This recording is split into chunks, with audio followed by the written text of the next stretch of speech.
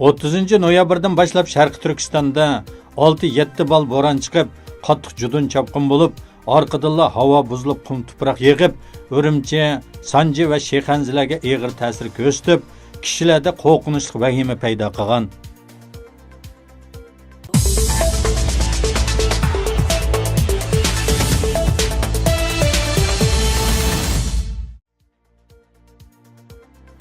2018-yili Qashqar shahrida ziyoratda bo'lgan mazkur amerikalik sayohatchi burundan Uyg'ur madaniyati jug'langan joy deb atalgan Qashqar ko'cha uylar mahallasida 2 kun sayohatda bo'lgan.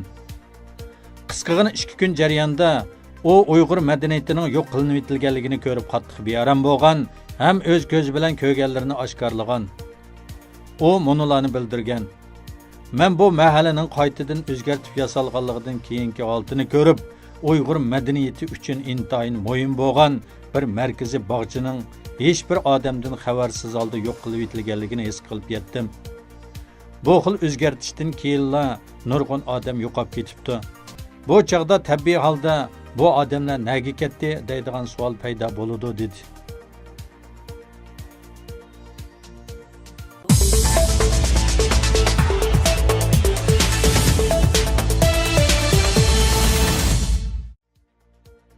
Angliya pul muomala gazetining xabarida Xitoy kommunistlarining musulmonlarni bostirishi Sharqi Turkistondan Ningshagacha kengayganligini oshkorladi. Ningxia hukumati bilan Xinjiang hukumati terrorlikqa qarshi turish hamkorlik kelishimi imzoladi. Buningdan Xitoy kommunistlarining irqiy va diniy ommaga bo'lgan kontrol va boshqarishining texnik kuchayganligini ko'rib olg'ili bo'ladi.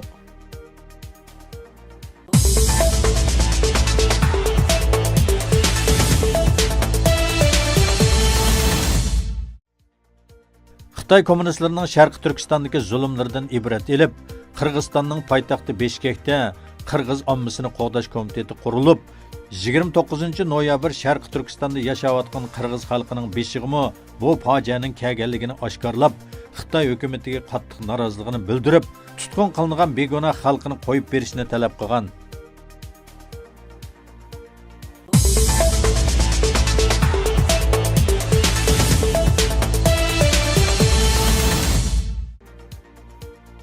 Shahzoda bin Salmanning taklifi bilan Misr Piruslaviya dini bosh bostiri Mursal Qays Saudiya Arabistonining poytaxti Riyodda tunji navbatli qasam ichish murosimi o'tkazdi.